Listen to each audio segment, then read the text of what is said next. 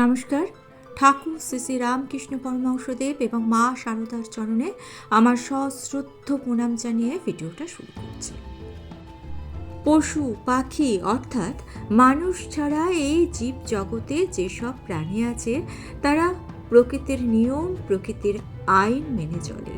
তাই তাদের বুদ্ধি মানুষের থেকে কম থাকতে পারে, কিন্তু তারা কখনো বিশ্বাসঘাতকতা করে না। তারা হয় হিরো হয়, না হলে জিরো হয়। অর্থাৎ অধিকারের প্রশ্ন যখন আসে তখন তারা প্রকৃতির নিয়মে একে অপরের সঙ্গে সংগ্রাম করে, যুদ্ধ করে। সেই যুদ্ধে কোনো কপটতা, কোনো ছলনা থাকে না। সেই যুদ্ধে যে জেতে সেই হয় দলপতি বা হিরো। অর্থাৎ হিরো হবার জন্য সততা, কপটতা, ছলা কলা, মিথ্যার আশ্রয় তারা নেয় না। আর মানুষের মতো ছল চাতুরি, বিশ্বাসঘাতকতা করতে অন্য কোনো প্রাণী কিন্তু পারে না। দয়া করে সকলে অন্যভাবে নেবেন না, কিন্তু একটু ভেবে দেখুন তো, মা এই শব্দটা পৃথিবীর শ্রেষ্ঠ একটা সম্পর্ক, কিন্তু অর্থের জন্য নিজের সন্তানকে বেচে দিতেও কিছু কিছু মা দুবার ভাবেন না। বিরল ঘটনা, কিন্তু ঘটে। তাই তো আজকের দিনও ডাস্টবিনে, রাস্তার ধারে, শীতের ঠান্ডায়, পুকুর পাড়ে সদ্যজাত শিশুকে ফেলে রেখে যেতে মায়ের বুক একবারও কাঁপে না। ভারতবর্ষের এখনও অনেক দেশ আছে যেখানে কন্যা সন্তানকে রীতিমতো বিক্রি করা হয়। অন্যদিকে উল্টোটাও আছে। বৃদ্ধা বাবা মার সম্পত্তি আত্মসাৎ করে তাদের পথে বসাতেও কোনো কোনো সন্তানের দুবার ভাবতে হয় না। আসলে কি জানেন তো, আঘাতটা তখনই প্রবল হয় যখন নিজের লোক বিশ্বাসঘাতকতা করে। তাই আজ আমাদের নতুন করে ভাবার সময় এসেছে। কথাগুলো শুনতে কঠোর হলেও খুব বাস্তব কথা। আমরা যত যন্ত্র নির্ভর হয়ে পড়ছি, আমাদের মনটাও তত যান্ত্রিক হয়ে উঠছে। তাই একটু অন্যরকমভাবে ভাবার সময় এসেছে, কারণ এই পৃথিবীতে ভালো থাকার অধিকার সবার আছে। তাই একটু ভাবুন, আপনজনের করা বিশ্বাসঘাতকতায় আপনি আহত হয়েছেন? তাহলে প্রথমে এই কথাটি বলুন তো, আপনজন কে? কাকে আপনি আপনার আপন বলতে পারেন? আপনার বাবা মা, বন্ধু, পরিবার, পরিজন সকলকেই তো আপনি পেয়েছেন এই পৃথিবীতে এসে। এই যে সম্পর্কের চক্রগ্রহ আপনাকে দিয়েছেন তিনি, অর্থাৎ ঈশ্বর। তাই আপনি মনে করছেন তারা আপনার আপনজন, কিন্তু বাস্তব কথাটা অন্য। আপনি নিজেই চিন্তা করে দেখুন, আপনি কি নিয়ে এই পৃথিবীতে এসেছিলেন, আর কি নিয়েই বা এই পৃথিবী ছেড়ে চলে যাবেন। আপনি যদি কিছুই নিয়ে এই পৃথিবীতে আসেননি এবং কিছু নিয়ে এই পৃথিবী ছেড়ে চলে যেতে পারবেন না, তখন আপনার আক্ষেপ কি? আপনার বলতে আপনার যখন কিছু নেই, তখন বিশ্বাস বা অবিশ্বাসের কোনো প্রশ্নই তো ওঠে না। ঠাকুরের কথায় ঈশ্বর সকলের ভেতরেই আছেন, কিন্তু সকলে তার ভেতর নেই। আর আমরা এই ছোট্ট কথাটি বুঝতে পারি না বা মেনে নিতে পারি না। সেই জন্যই আমাদের এত দুঃখ, এত কষ্ট। আপনি যদি এই কথাটি মেনে নিতে পারেন, তাহলে বিশ্বাসভঙ্গের কষ্ট আপনি আর পাবেন না। আপনি আপন ভাবুন তাকে, যিনি আপনাকে আপন করে নিয়েছেন। আপনার দুঃখে, আপনার সুখে, আপনার জীবনে, আপনার মরণে যিনি সর্বক্ষণের সাথী। কোনো পরিস্থিতিতে যিনি আপনাকে ছেড়ে যাবেন না। আপনি যদি সেই আপনজনকে আপন করে নিতে পারেন, আপনি বিশ্বাসভঙ্গের কষ্টে কখনোই আহত হবেন না। ঠাকুর বলছেন, মৌমাছি ভন ভন করে ততক্ষণে যতক্ষণ না ফুলে বসে। ফুলে বসে পড়লে সে তো মধু খায়, ভন ভন কেন করবে? আপনি যাদের আপনজন ভেবে বিশ্বাস করলেন আর যাদের বিশ্বাসঘাতকতা আপনাকে কষ্ট দিল, আপনি বিষণ্ণ মনে ভন ভন করছেন আর ভাবছেন এবার আপনি কি করবেন। আপনার সমস্ত ভাবনা সরে যাবে যদি আপনি ফুলে বসতে পারেন। কিন্তু কিভাবে ফুলে বসবেন? ঠাকুর বলছেন, সচ্চিতানন্দ লাভ হলে কর্ম ত্যাগ হয়ে যায়। আর সচ্চিতানন্দ লাভ করার উপায় হলো জপ, ধ্যান, সৎসঙ্গ ইত্যাদি। জপ, ধ্যান, সৎসঙ্গের মধ্যে দিয়ে আপনি পাবেন আনন্দের সন্ধান। আপনি খুঁজে পাবেন আপনার আপনজনের সন্ধান। নেপালের রাজার উকিল অর্থাৎ রাজ প্রতিনিধিকে ঠাকুর ক্যাপ্টেন বলে সম্বোধন করতেন, যার নাম ছিল বিশ্বনাথ।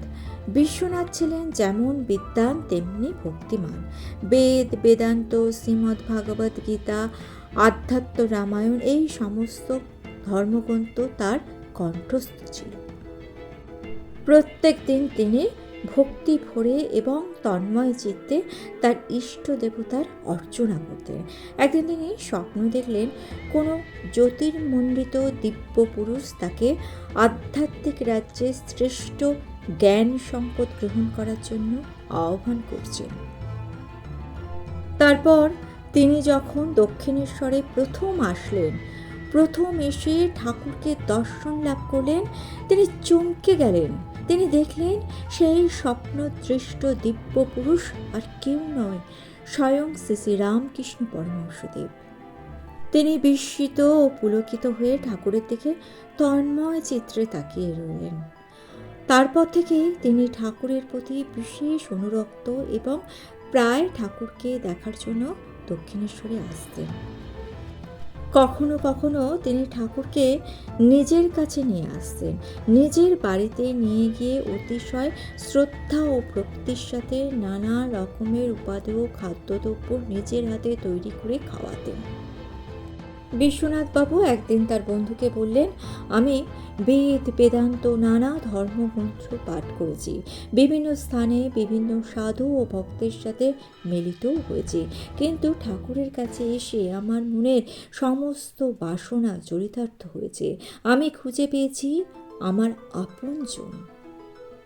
আমার দৃঢ় বিশ্বাস একদিন তুমিও আমার এই কথার সত্যতা উপলব্ধি করতে পারবে এবং তুমিও খুঁজে পাবে তোমার আপনজন। আপনজনদের বিশ্বাসঘাতকতা আপনার মনকে চঞ্চল করতে পারবে না তখনই যখন আপনি থাকবেন অন্তর থেকে পরিপূর্ণ আনন্দিত। আপনার জীবনকে আপনি জীবন্ত করে তুলতে পারবেন যদি আপনি ধর্মের মর্মকে জীবনে গ্রহণ করতে পারেন। ধর্মই তো জীবনকে ধারণ করে। এ কোনো সাম্প্রদায়িক ধর্ম নয় বা বিশেষ কোনো ধর্মমত নয়। ধর্মের মর্মের প্রাণী গ্রহণ করলেই আপনার জীবন হয়ে উঠবে সমৃদ্ধ। স্বামীজি বলতেন, ধর্ম অবশ্যই একটি যাত্রা, একটি তীর্থযাত্রা, কিন্তু কি সেই যাত্রা? এ কি কলকাতা থেকে কেদারনাথ বা কলকাতা থেকে জগন্নাথ ধাম? এ যাত্রা হলো পশু মানব থেকে বুদ্ধ মানবের পথে যাত্রা। বাস্তবে পশু মানব থেকে বুদ্ধ মানব হওয়া এবং হয়ে ওঠাই হলো ধর্ম আর জীবনের আসল লক্ষ্য। তাই তো ঠাকুর বলেছেন, সংসারে থাকবে দাসের মতো, সমস্ত দায়িত্ব কর্তব্য করবে, কিন্তু জানবে এরা তোমার কেউ নয়। কাঁঠাল ভাঙার আগে হাতে তেল মেখে নিতে হয়, না হলে হাতে কাঁঠালের আঠা লেগে যায়। তেমনি সংসার রূপ সমুদ্রে প্রবেশ করার আগে হাতে ভক্তিরূপ তেল মেখে নিতে হয়। ঠাকুর বলছেন, তোমাদের প্রত্যেকটি কাজ হবে যেন পূজা।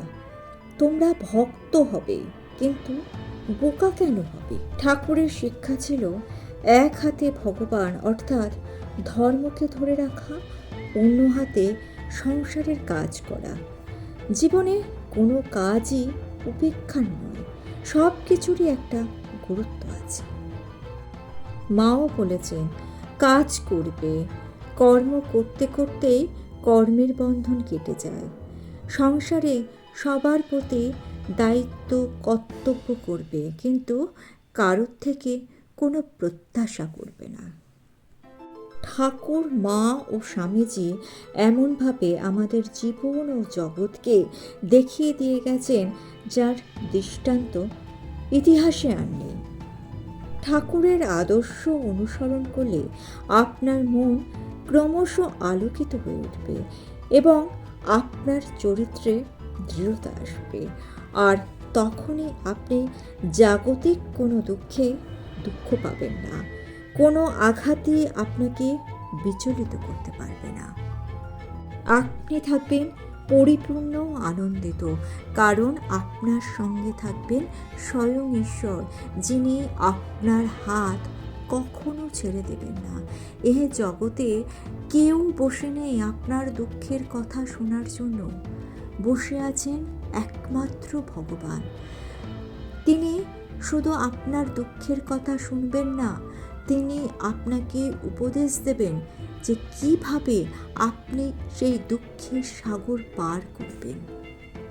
কিন্তু আপনাকে যে সেই কানটি তৈরি করতে হবে ভগবানের নির্দেশ শোনার জন্য।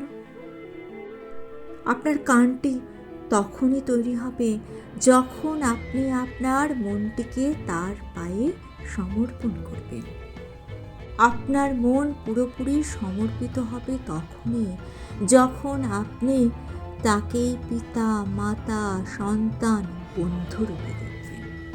ভিডিওটা যদি ভালো লেগে থাকে অবশ্যই একটা লাইক করে দেবেন, আর চ্যানেলটিকে সাবস্ক্রাইব করে নিয়ে পাশে থাকা বেল আইকনটা প্রেস করে দিয়ে অল অপশনটা ক্লিক করে দেবেন। তাহলে যখনই নতুন কোনো ভিডিও আপলোড করব তার নোটিফিকেশন আপনাদের কাছে পৌঁছে যাবে। ঠাকুর, মা ও স্বামীজির চরণে প্রণাম জানিয়ে আজকে এই পর্যন্ত। Thanks for watching.